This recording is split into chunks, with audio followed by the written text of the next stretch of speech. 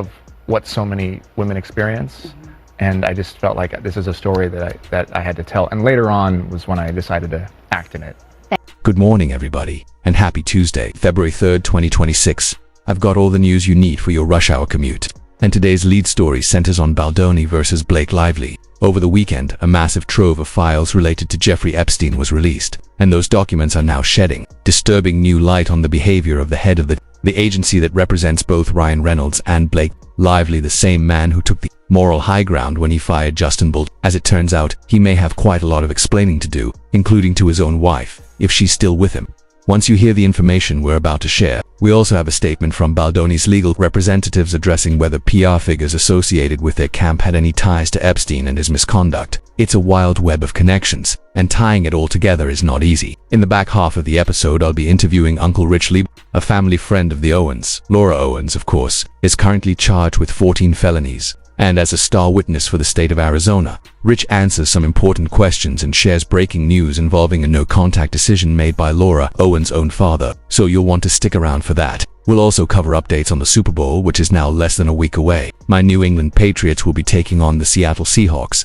And if Bad Bunny isn't your thing, you'll have some new halftime options. I'll reveal who Turning Point USA plans to feature in their lineup. All of that and more starts right now on The Rush. If you haven't been following this story, we've been covering it for well over a year. Ari Emanuel is the man who fired Justin Baldoni, allegedly over claims of harassment on set, and some of the things he has said and done are honestly unbelievable. Today, we're breaking down reporting from Katie at Without a Crystal Ball, who has been meticulously sifting through the Epstein files. I covered parts of this story almost a year ago, including leaked audio from Ari Emanuel during a Fraconomics episode that was recorded live at a theater. Someone apparently forgot to officially record the episode, but audience audio survived, and I'll play a clip shortly. This matters because when you're the head of a powerful agency, representing countless actors and actresses in 2026, especially after Hollywood has spent years attempting to clean up the legacies of figures like Harvey Weinstein and Brett Ratner, your conduct matters. Ratner, who recently directed a Millennium film, appears throughout the Epstein files despite having already been pushed out during the Me Too era. If Hollywood is truly serious about removing predatory figures from positions of power,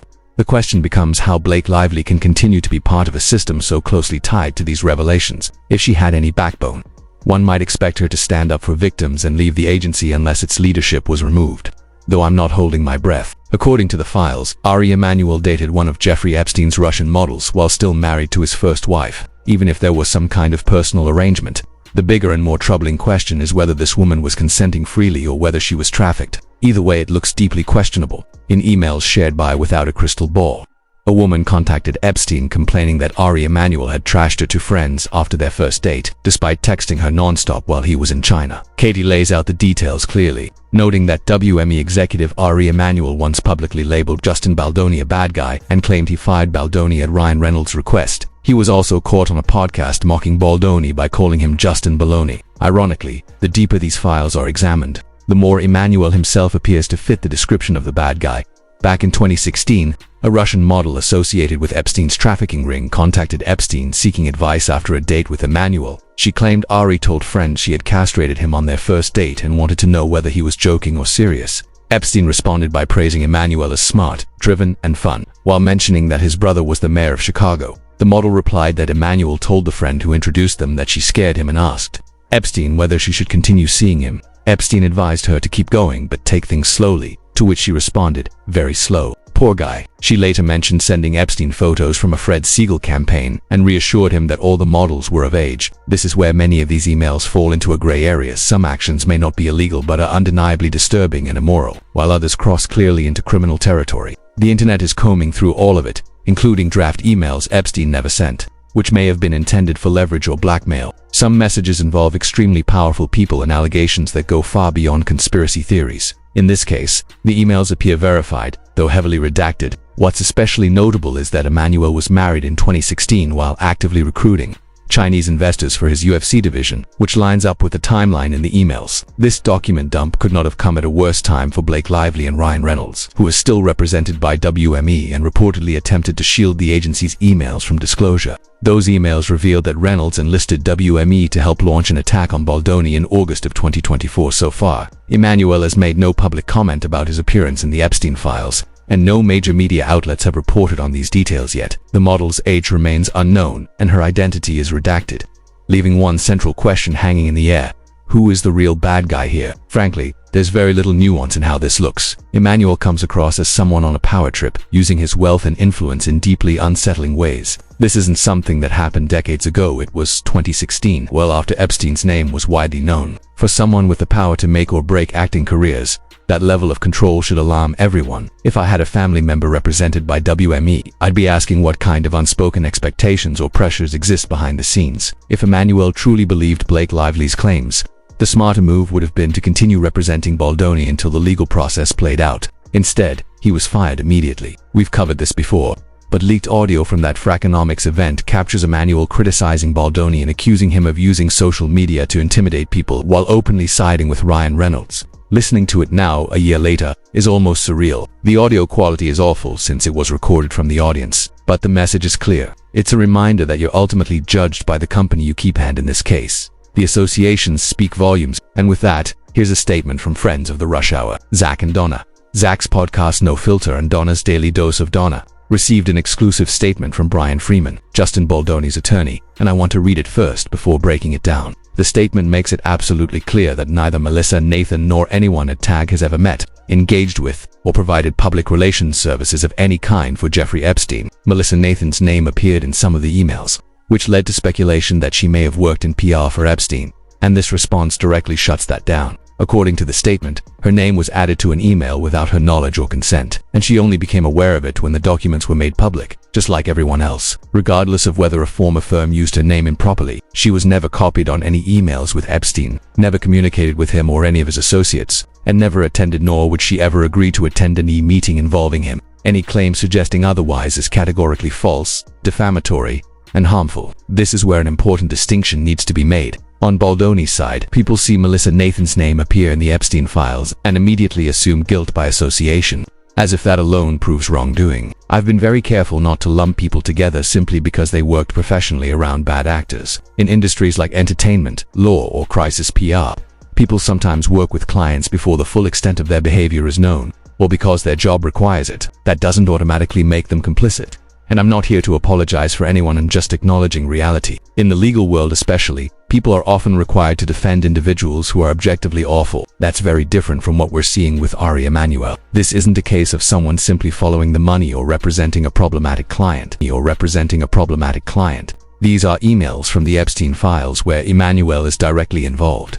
At a time when Epstein had already been convicted and jailed for his crimes, there's no ambiguity there. If you're weighing which side of this story is currently surrounded by the most troubling associations, Ari Emanuel clearly takes the lead. We'll move on from that for now, though I suspect there will be much more to unpack as this continues. Shifting gears, Turning Point USA has announced its halftime show lineup, and it's a very specific mix. Kid Rock, Brantley Gilbert, Lee Brice, and Gabby Barrett. This appears to be framed as a kind of protest performance, largely because some people are upset that Bad Bunny, one of the biggest artists in the world and a Grammy-winning global star, is performing the official halftime show. The pre-show will feature Green Day, who have been openly critical of Donald Trump for years and, in my view, believe they're on the right side of history. Meanwhile, Kid Rock has re-entered the conversation with his familiar persona, including that famous straight out the trailer line. And sure, maybe at some point in his life he lived that way, but let's be honest about the facts. Kid Rock didn't grow up in a trailer park. He grew up on a 6-acre estate with a massive home and even his own apple orchard. So once again, we're reminded that the image some of these figures project doesn't always match reality. Oh boy.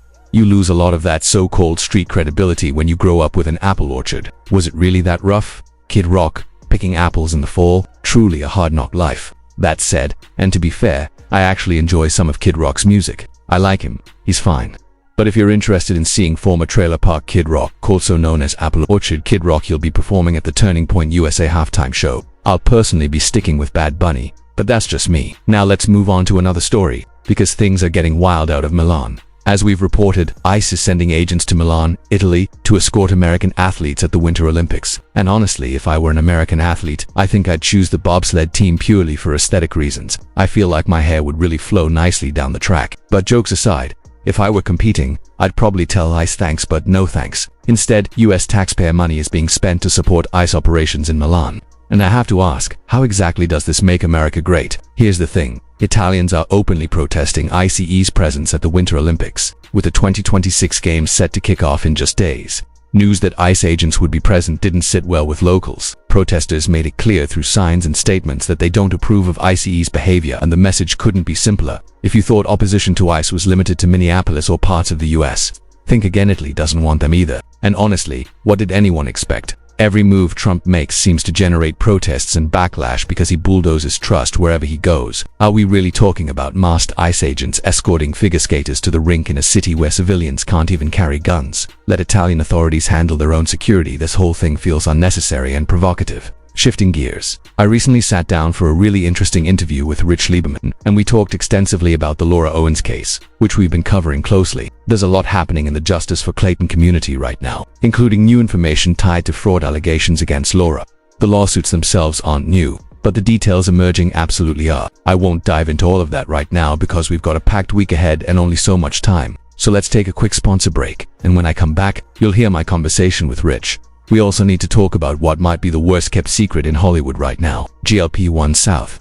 It's okay to admit you want to look good, everyone doesn't. Gobi Meds makes it simple. Their GLP-1 options start at just $99 per month with no subscription fees. You only pay for the medication, period. Gobi Meds is the no-drama option, with free shipping and customer service that actually cares. If you qualify, a provider can prescribe GLP-1 medication options to help with appetite control, so you can focus on being healthy without the hassle. Head to godmeds.com/rushhour and use code RUSHHOUR to get $50 off. Prescription products require a medical consultation, and compounded drugs are not FDA approved. Full safety and prescribing information is available on their website. Ladies and gentlemen, I'm genuinely excited to welcome everybody's Uncle Rich Lieberman joining us from San Francisco. When I call him Uncle Rich, he laughs and says he never thought he'd hear that, but here we are. I also had to point out that he's looking fantastic, having lost around 150 pounds, which is absolutely incredible. He jokes about the process, but we're all just happy he's healthy, especially as his YouTube presence continues to grow rapidly. And according to him, he's brought so much tea today that it might actually cause an earthquake in San Francisco, which, coincidentally, had just experienced one. He felt it strongly, living right on a fault line, but, as he put it, that's just part of life in California. Sure, there are earthquakes, taxes, and chaos, but when it's sunny, 65 degrees, and perfected outside, it somehow still feels worth it. We've been covering Laura Owens for several years now, and given that you were a family friend of Ron Owens, I wanted to ask where you stand today and whether you're fully caught up on the bankruptcy and everything that's been unfolding. He explained that he is up to speed, though this is one of those stories that never really ends. It just keeps taking small, unexpected turns. At one point, he kept asking himself how any of this could even happen, how there could be so many layers to one situation, only to eventually realize that many of his earlier assumptions were completely wrong and that the story has now taken an entirely new direction. There's a natural instinct to feel compassion here, because nobody wants to believe something like this could happen. Ron Owens is a media legend who once made millions, yet now he and his wife are reportedly living on around $21,000 a month in retirement income. They filed for bankruptcy, but it was thrown out because the proper paperwork wasn't submitted, and now they're at risk of losing their home. The obvious question is how someone goes from earning $1.4 million a year to being unable to manage $21,000 a month. He explained that he initially gave Ron the benefit of the doubt, viewing him as the unlikely parent in this situation, along with his wife Jan Black. But as more questions surfaced, he felt he had to shift from being a sympathetic friend to approaching the situation more like a journalist, seriously gathering facts and reassessing everything. What he began to uncover raised real concerns about where the money was going and why Ron appeared increasingly suspicious, largely due to issues involving his daughter Laura and his wife Jan. As more information came his way, the bankruptcy filing was nullified by a judge, and Ron was forced into a deeply uncomfortable position that hasn't been widely publicized. Ron turned 80 last October and has faced significant health challenges, including cancer and an early Parkinson's diagnosis. He's physically frail, mentally slower than he once was, and increasingly distrustful of everyone around him. He feels violated in ways he can't fully articulate, which adds a disturbing layer to the situation. The breaking news is that Ron has now gone no contact with his youngest daughter, Laura. He's deeply disgusted, even if he can't openly express it as a father, and people close to the situation believe his frailty has made him especially vulnerable. With the bankruptcy thrown out, questions are intensifying about where their monthly income is going, and there is growing concern, though not yet formal evidence, that Jan and Laura may be diverting funds in ways that leave Ron confused, distressed, and unable to understand what's actually happening. This has taken a serious emotional toll on him, leaving him in an extremely fragile state. From the outside, it seems like there were simpler options. They could have let the bank take the house, moved into a comfortable condo for a fraction of the cost, and still had more than enough money to live well for the rest of their lives. But this situation is far more complicated. According to affidavits that have surfaced, Ron knew Laura was faking pregnancies as far back as 2016, meaning this has been nearly a decade of enduring and enabling the behavior. As a father himself, he understands the instinct to provide for your children and give them the best possible life. But it appears that Ron enabled Laura to such an extent that her behavior escalated dramatically. At the same time, Jan also played a role in enabling Laura, and may have taught her how to handle police interactions and manage public-facing situations. Everything Jan has said publicly has followed the same script: that the internet is crazy, that people are unfairly targeting her daughter, and that this is all some kind of coordinated attack. But you don't end up facing 14 felony charges simply because people online don't like you. He recalled conversations with Ron and Jan where they spent a great deal of time vilifying the accusers, claiming they were trying to ruin reputations and go after Laura for no reason. One of the names mentioned in those conversations was yours. At the time, he admits he wondered whether they might be right, because denial can sound convincing, especially when the story itself is so unbelievable. Knowing Ron personally made it even harder to accept that any of this could be real. But the more he researched, the more facts emerged, and the more patterns became clear. While that doesn't automatically mean Laura is guilty of everything alleged, it does mean there are serious concerns, and her behavior suggests significant mental health issues. What makes the situation especially dangerous, in his view, is that Laura appears to have been taken advantage of not only by her lawyer, but also by her own mother, leaving Ron trapped in the middle of a situation he no longer understands and may no longer be capable of managing. The way it was explained is that this situation resembles what people often refer to as something like Munchausen by proxy, where a child almost develops an illness or a distorted reality as a result of a parent's behavior or psychological issues. He was careful to say he's not an expert and that it's not his role to diagnose anything. But outwardly, Laura presents as a victim, and that image is likely why she was able to get away with so much for so long. There's a version of events where Ron may have genuinely believed what he was seeing, like being shown a positive pregnancy test, without understanding that investigators would later determine she was purchasing HCG from a fertility clinic. Because of that, there's at least some room for grace when it comes to Ron. That grace doesn't extend nearly as far to Laura's mother, who appears, in his view, to have been the one pulling the strings behind the scenes. The question then becomes whether Ron holds his wife accountable for any of this. He said he believes Ron does, though he framed it as more of a strong intuition than a confirmed fact. His belief is that Ron initially behaved exactly the way most parents would. He defended his daughter, just as Jan defended her, all while possibly harboring doubts in the back of their minds. As the financial realities began to surface, especially with the bankruptcy being nullified, that's when everything shifted. Ron no longer trusts his daughter. Not in a literal sense, but in a deeply emotional and psychological one. He doesn't know what to believe anymore. And that uncertainty has turned into resentment, not just toward Laura, but toward Jan as well. And all of this is happening before the criminal trial has even begun, which isn't scheduled until July. The personal fallout, the financial stress, and the emotional devastation are already overwhelming, and the legal battle hasn't even started. What makes the situation even more heartbreaking is that Ron can't simply walk away.